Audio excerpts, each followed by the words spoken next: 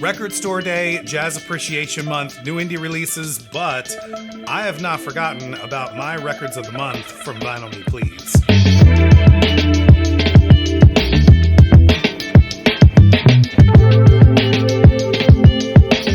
Why having Vinyl Me Please is great, because in months like April, when you might find yourself in a record store buying way too many records, you come home and there's another box of records sitting on your doorstep. Also, I completely missed this, but Vinyl Me Please had a really awesome sale on Record Store Day /420 to celebrate both of them.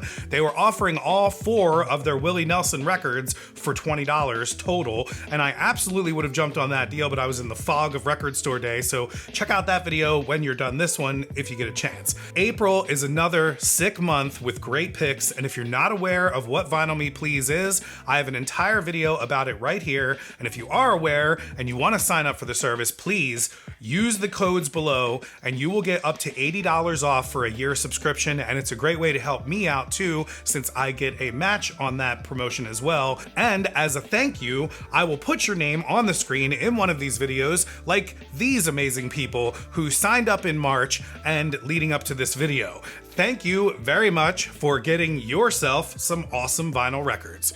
This month, I went with the rock record of the month and the classic record of the month. So let's start with the classic record, which for April is actually a jazz record, which is appropriate for Jazz Appreciation Month. And it's the one of the two that I'm actually more unfamiliar with. This is Oliver Nelson with Eric Dolphy, Straight Ahead, originally released in 1961 on Prestige Records.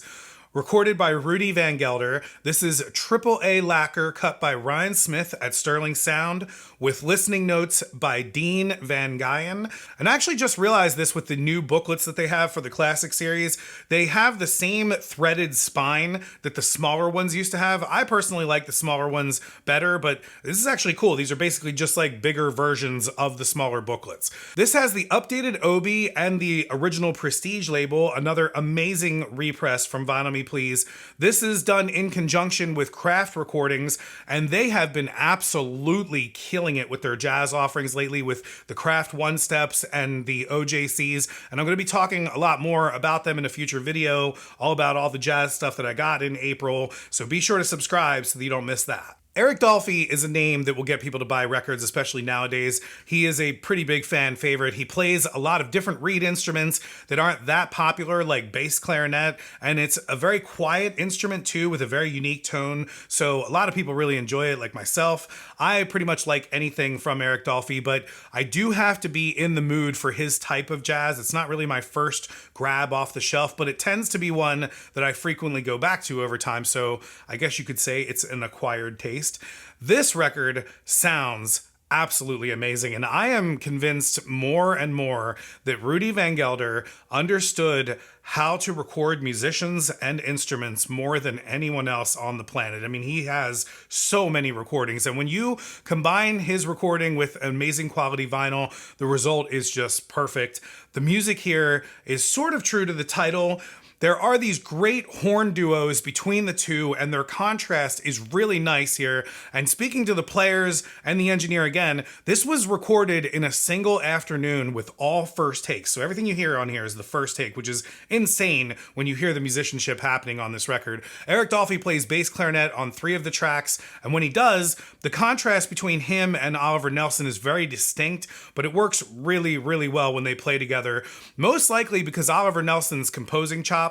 Also, we get Oliver Nelson on clarinet as well on this, which the clarinet in general is an instrument that falls off quickly with jazz. I feel like people don't think it's cool. It doesn't bite as hard as a saxophone or have the coolness of the flute, but when it's done well, it can be really awesome and a welcome change in the timbre from the other horns that you're used to hearing, so it's pretty cool to hear it on this. I've not listened to a lot of Oliver Nelson stuff, but in making this and reading the liner notes that comes with this, written by Dean Van Guyen, I learned a lot about Oliver Nelson, like he was trained in embalming at a young age, which is very dark. And he also was a Marine and played in the 3rd Marine Division Band and served in Korea and Japan. And apparently the Japanese jazz scene to later develop in the 60s and 70s was born from guys like him being stationed there. And he also has played in big bands with Count Basie, Duke Ellington, and even with Quincy Jones. And he composed and arranged with a ton of players and big bands like Buddy Rich, Wes Montgomery, and Jimmy Smith. He also worked a lot in the 60s and 70s on film and television scores, doing shows like Columbo and The $6 Million Man and movies like Last Tango in Paris. And this is actually perfect for Jazz Appreciation Month. He was a huge supporter of jazz education, and he returned to his alma mater, Washington University, in 1969 to hold a 5-week jazz clinic with Ron Carter, Phil Woods, Mel Lewis, Thad Jones, and Sir Roland Hanna, which is just insane to think about. I've been to jazz clinics, and they are very amazing and educational, but to be at a 5-week long one with Ron Carter and Thad Jones teaching you would just be insane. And then, tragically, he has a heart attack and dies at the age of 43, which just freaks me the hell out because I'm 42. And this guy wasn't hard into drugs or anything like that. And it's believed that his commitment to his work resulted in lengthy periods of stress that led to his premature death. And that just freaks me out. As someone who works a ton and gets stressed out a lot, that is just scary as shit. His breakthrough album and probably most popular record is The Blues and the Abstract, which has Bill Evans, Freddie Hubbard, as well as Eric Dolphy and Roy Haynes on drums, who are both on this record. But Eric Dolphy actually doesn't play bass clarinet on that one, so this is a great addition to my jazz library. So thank you very much to Vinyl Me Please for choosing this one and getting me into some Oliver Nelson. I'm sure to go get that Blues and the Abstract now as well and probably go down this guy's rabbit hole pretty hard at this point. Another awesome thing with Vinyl Me Please is they have these awesome little magazines that come in your packages, and they always have little cool articles in them, and they also always have like little hints at what records of the month are coming. For example, they are referencing Black Moses, which is coming in June of 2024 for Vinyl Me Please Essentials, and in their Latin Jazz series, they actually show Hard Hands from Ray Barretto, which they haven't announced yet. So it's pretty cool that they're going to be coming out with Hard Hands from Ray Barretto. I'm very excited about that. I have all of the Latin jazz stuff on pre-order so far. You should definitely get that as well. You should also subscribe to this channel so you can see all that stuff when I get it and talk about it in the future. You can barely see this record. This is the worst record cover to try to show on a video. The next record this month is the rock record of the month. More on that designation in a minute.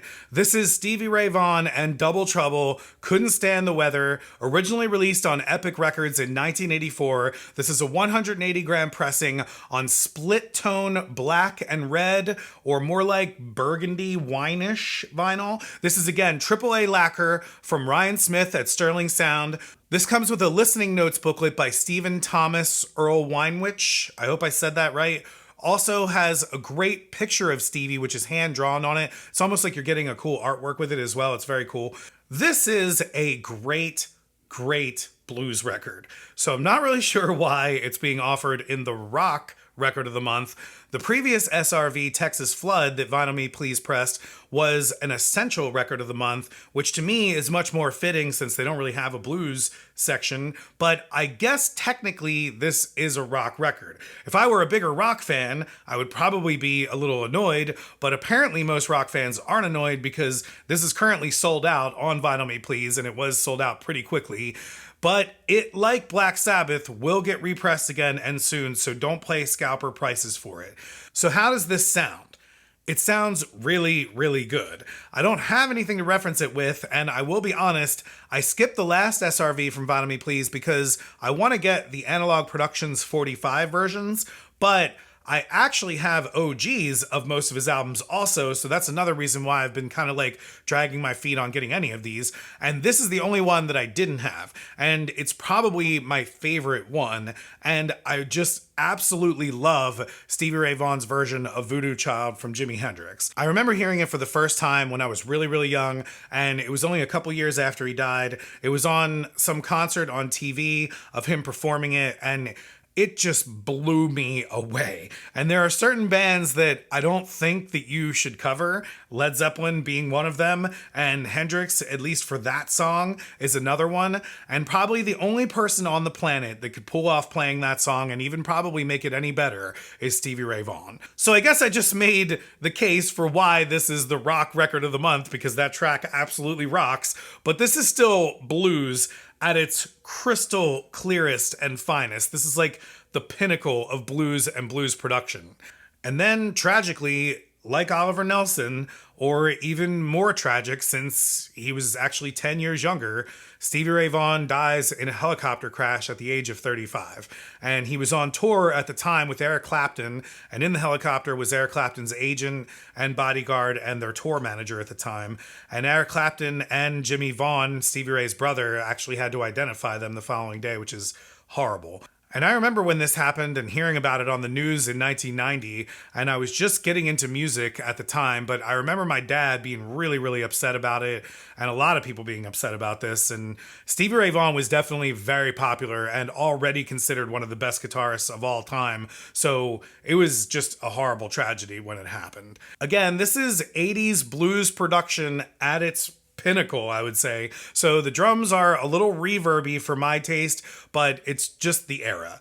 Some people say that the Mo-Fi pressing of this is the best pressing, but I'm not spending that kind of money on this when there is now the Analog Productions 45 RPM, which is also from Ryan Smith, or this awesome version. So I will eventually get the Analog Productions 45 edition and do maybe a shootout, but for now, this is the final piece of my SRV puzzle, and it holds up great with my other OGs, and it looks great. In fact, it almost makes me want the black and white split tone that they did with Texas Flood, but we'll see. I have to keep myself under control here at some point, collecting too much vinyl. Also, this cover is like the worst possible cover to try to show on a video. It's like almost like a metallic hologram, and as soon as you shine light on it, it just glares, and then if you take light off of it, it's just black. So, but it is a great cover, and you know, it's a really cool look. Vinyl Me Please did a fantastic job with this. My hunch is that Vinyl Me Please is going to do more with Stevie Ray Vaughan in the future. That is total speculation on my part. They have his other records for sale on the site as well, but just standard reissues. So I kind of hope that we could get like every one of his records in these awesome split tones from Ryan Smith, and that would be pretty awesome.